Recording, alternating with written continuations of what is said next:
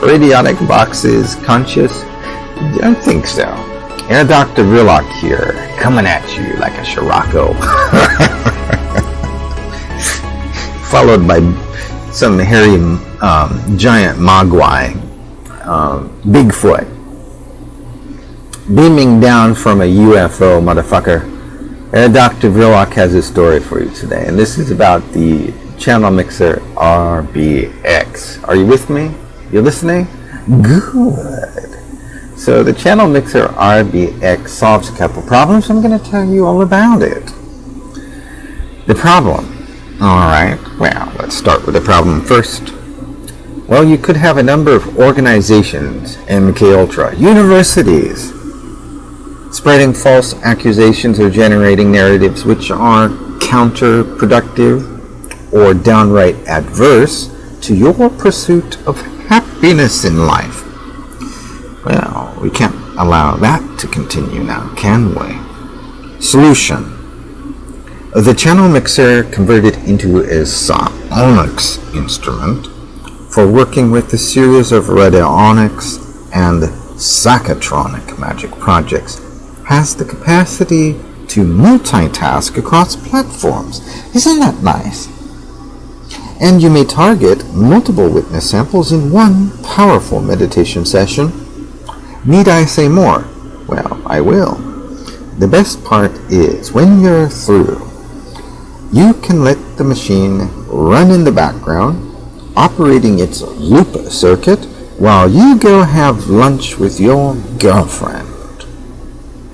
Sound nice? Well, it is. Isn't it?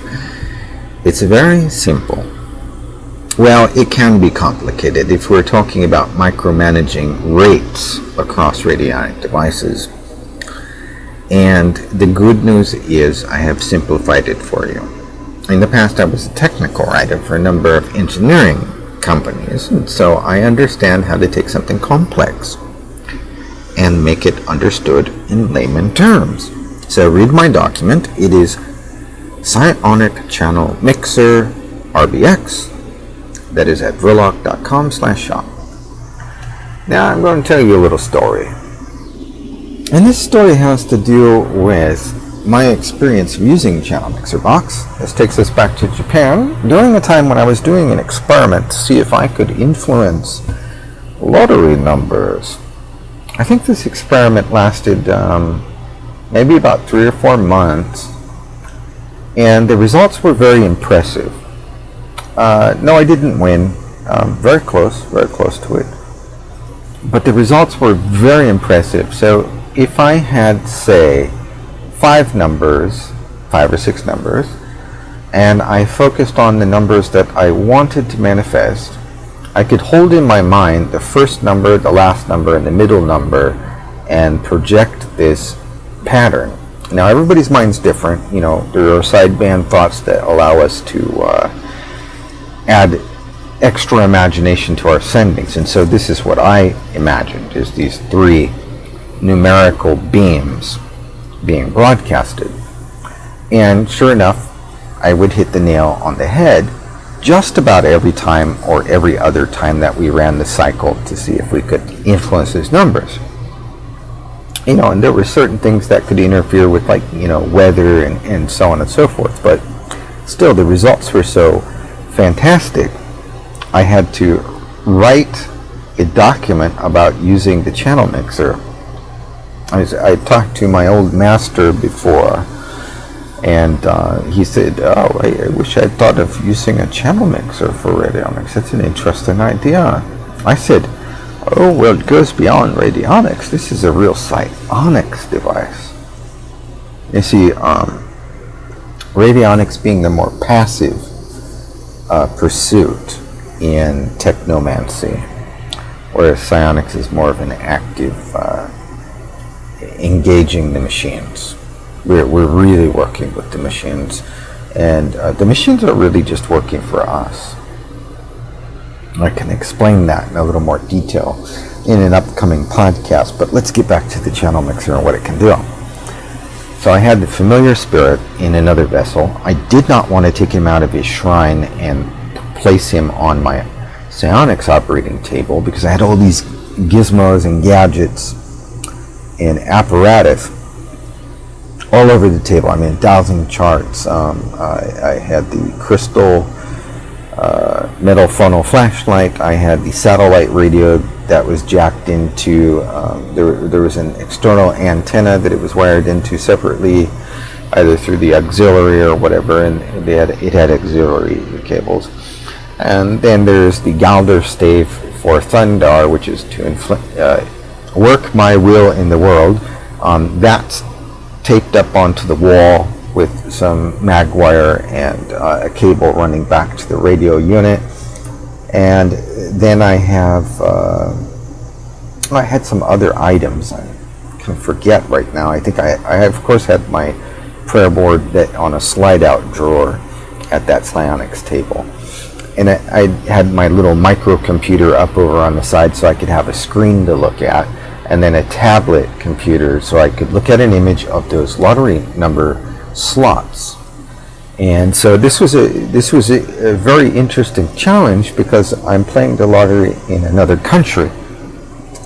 Anyway, so the results were very fantastic, but the point of the matter is that I could bring the spirit in to help me push power and manifest results, but the spirits work in a different sort of space-time, and I want to borrow some of that energy into my current present time. So it helps to have splicing methods, is where we take certain attributes from a spirit and we splice it into another object or into another how do we say, a pattern that's been mutated, basically. And we run that into the system. In this case, the system is the channel mixer, RBX. And from there, because of the particular range of dials and settings on this interface, because of the particular arrangement of dials on this interface and the ranges that they have, and it's just a very dynamic interface, I'm able to micromanage the rates going in, and also connect other radionic boxes to this channel mixer RBX. So the channel mixer RBX becomes a centralized console. Also, I can plug in a palm plate, so I can use my hand to send energy, and also a connection for my psionic headband or my psionic helmets.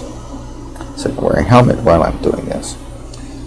There's a number of other arrangements, of course. Electronic staffs, like the wizard staff that's been made electronic, sort of like the magic rod from my audiobook, or from my ebook, The Metaphysics of Self-Mastery, VPG 1, 2, and 3. So I'm able to micromanage the project, and the channel mixer box makes this so much easier and comfortable. So I can have machines all over the room, as long as I have some long cables. I connect these into the channel mixer box, and then any other equipment that I need to tune at the moment can be closer to the channel mixer box. Anything else, like I said, such as the spirit vessel, can be at a distance, perhaps in its own shrine, or I can splice it and put it into another object and connect that to the channel mixer RBX. Okay, and so that's how that works. Now there's a couple of books that go well with this document, and when you get yourself a channel mixer, then you're going to do well if you read Psionic Splicing and Psionic Necromancy, because these are going to give you the tools for how to splice and introduce new patterns that you can combine with your channel mixer. So the real point of this is, we're not working with conscious machine at this point. We're working with an interface that helps you bring everything you've worked on into one centralized console. And you have to understand, a lot of these rune staves, spirit familiars, servitors, egregores, and various magical objects I've created I create them over a period of months and years. And so now I want to combine them into something. Channel Mixer RBX solves all of these problems for you. Also, like I said in the opening of this podcast, it solves the problem of having, in some cases, if you have multiple enemies, you can use this Channel Mixer box to take all of them. That is it. That is Herr Doctor's wisdom for tonight. Now go and have your pizza party. And until next time, keep the magic high. Herr Doctor signing out.